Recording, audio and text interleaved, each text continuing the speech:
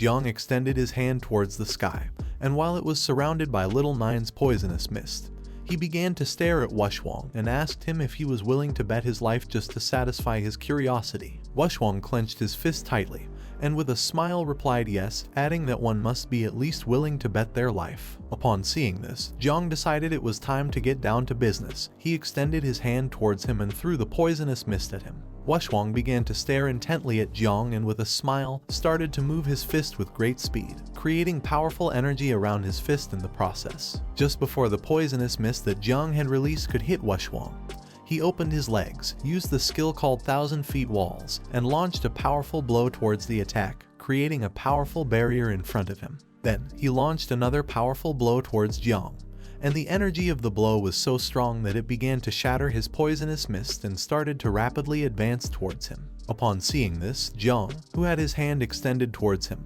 couldn't help but be shocked. He soon realized that this attack was very powerful. Just before Wushwang's strike could reach him, he put his hands over his head, jumped and moved away from the area, although in the process he received a small part of the attack. His body began to move backward. He firmly placed his feet on the ground, lowered his head and thought that his boxing style was too fierce and fast, and his poison was not so strong and was very slow. Little Nine put her hands near her face and with a worried look she began to worry about him.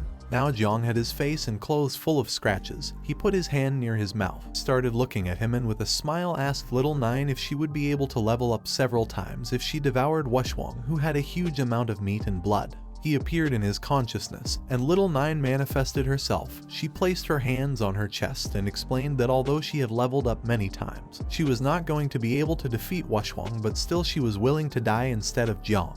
He turned around, started to sweat and with a confused look asked her if she was sure. This was the first time he saw Little Nine so scared. He concluded that the only way to win was by using the self-destruction ability of the insects, because he had been fighting for a long time. He was now very tired. He put his hands on his knees and while his body was shaking, he began to look at her and seeing that she could not defeat him, he ordered her to hide and not come out since he was going to find another way. She decided to listen to him and stay hidden and not go out. Jiang could in no way let Little Nine die or everything would be lost. He came out of his consciousness and while his whole body was trembling, he supported a hand on the ground to rest for a bit. Due to the attack, a smoke screen was created and as the smoke screen gradually disappeared, Wushwang began to approach him, and seeing that he could no longer move, he thought that he did not seem like someone who could have defeated Xiao Beihan. Jiang decided not to stand idly by. He placed his hand on the ground, began to stare at him intently and used the ability called Growth of All Things, causing vines to start emerging from the ground. Just before Wushwang could make a move, the vines began to burrow into the ground and created a barrier around his body. He started to look up and couldn't help but start smiling when he saw that this was Jiang's divine talent. According to him, it was interesting to use a barrier to deceive others. He concluded that Xiao Beihan had also been defeated within a barrier. At the same time, in the surveillance room where Yang Guang and Gu Kaishan were, he turned around and explained to him that Jiang had blocked the vision again. Gu Kaishan, who was standing behind him and was observing the barrier, gave Fang Chengyuan the order to be ready to rescue someone if necessary. He put his hand close to his forehead, gave a military salute, and replied with a understood. Yang Guang was somewhat confused and as a drop of sweat was falling from his cheek, he explained to him that according to the situation of the battle just now, Jiang Wushwang should be fine and he did not need to be rescued. Gu Kaishan began to stare at the screen and told Yang Guang that he had said this to save Jiang Cheng. Yang Guang turned around and was even more confused. He asked him if he wasn't being a bit hypocritical. Gu Kaishan approached him and asked him to stop talking nonsense since Jiang Wushwang was level 46 while Jiang Chen was level 26. Jiang was his disciple and he just wanted to protect him. At the same time, inside the barrier, Jiang stood up, reached out to the sky and gave the insects the order to come out. Upon hearing the order, thousands of insects shot out from his palm towards the outside. In the blink of an eye, the sky was filled with insects, which began to stare intently at Wushwang. He started looking up and upon seeing so many insects, he couldn't help but be shocked and become alert at the same time. It didn't take him long to realize that this was Jiang's true ability. Jiang, who had his hand extended towards the sky and was releasing the insects, fell silent. The insects began to advance towards him and prepared to attack. He spread his legs, adopted a defensive stance, used the ability called Move Mountains and Overturn Seas, and prepared to defend himself. While Jiang's eyes were shining, He began to stare at him intently, began pointing at him with his fingers, and started to release even more insects, which began flying towards him.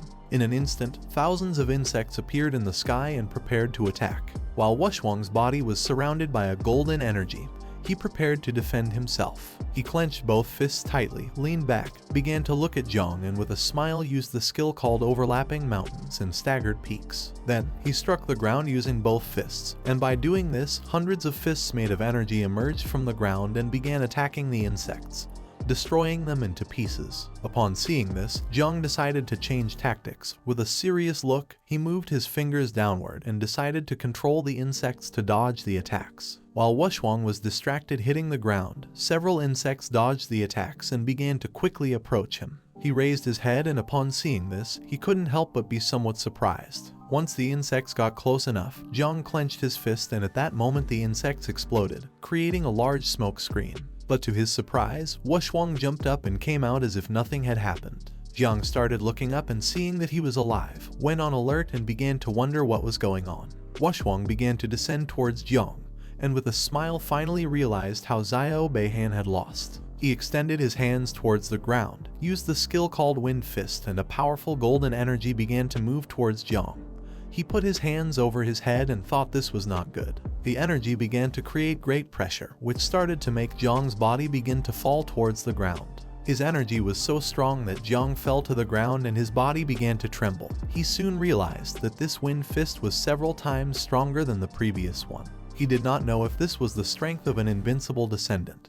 2 insects had exploded near him and had not even scratched him. Little by little, Jiang began to run out of strength. With a tired look, he began to look at Washwang and concluded that to finish him off it was necessary to make dozens or hundreds of insects self-destruct. For him this was very difficult since it had been very complicated for him to raise these insects. He had no other choice. Near Washwang a large explosion was created and then more began to be created. He did not fall into the trap and quickly stepped back. But to his surprise, this was what Jiang had planned. While he had one hand supported on the ground, he extended the other towards Washwang, causing several vines to emerge from the ground. Just before the vines could get close, using only one hand, Washwang blocked the attack and asked him not to exert himself since the fight had ended.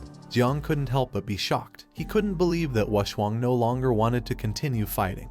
He asked him what he meant by this. Washwang, who was standing in front of him, recognized that he was worthy of being his rival. He was only in the first transformation and was already forcing Washwang to use 80% of his strength. He was eager to fight him when he became stronger. Jiang placed a hand on his knee and as he was getting up, realized that what he had said before about betting his life was to force him to give it his all. All this was just to see if he was a worthy opponent. Washwang put his hand behind his neck, closed his eyes, began to yawn and told Jiang that he was tired and was going to sleep for a while. After saying this, he asked him if he could take care of the last fierce beast. Jiang began to look at him and with a serious look asked him if he was leaving him the first place. While Washwang was touching his neck, he turned around and with a calm look explained that he did not mean this. He was just tired. He wanted to leave since he needed to find a good place to sleep for a while. Upon hearing this, Jiang felt a mix of frustration and anger at the same time. He clenched his fist, began to shout and asked him to stop lying, as he was not one of those fools who were affected by pride. Washwang turned his back on him, and as he was walking away, he closed his eyes and couldn't help but smile, since he knew that he had not been mistaken and that Jiang really was an interesting opponent. At the same time, in the surveillance room, Gu Kaishan crossed his arms, and while watching the screen, told them that one should not rely on strength to oppress the weak. According to him, Washwang was truly an invincible descendant, and today he had indeed made Gu Kaishan look at him with new eyes. Fang Chengyuan was poisoned again and his mouth filled with foam. Yang Guang approached him, placed both hands on his back and began to help him. Gu Kaishan gave them the order to release the 10th fierce beast on Jiang Chen to let him win first place. A fierce beast with the shape of a centipede and a scorpion's tail began to descend from the sky. It opened its mouth and prepared to attack. Jiang, who was standing on the ground, began to look up, extended his hand and prepared for battle. This is the end of the video. If you guys want to see the next part, then don't forget to subscribe and like the video.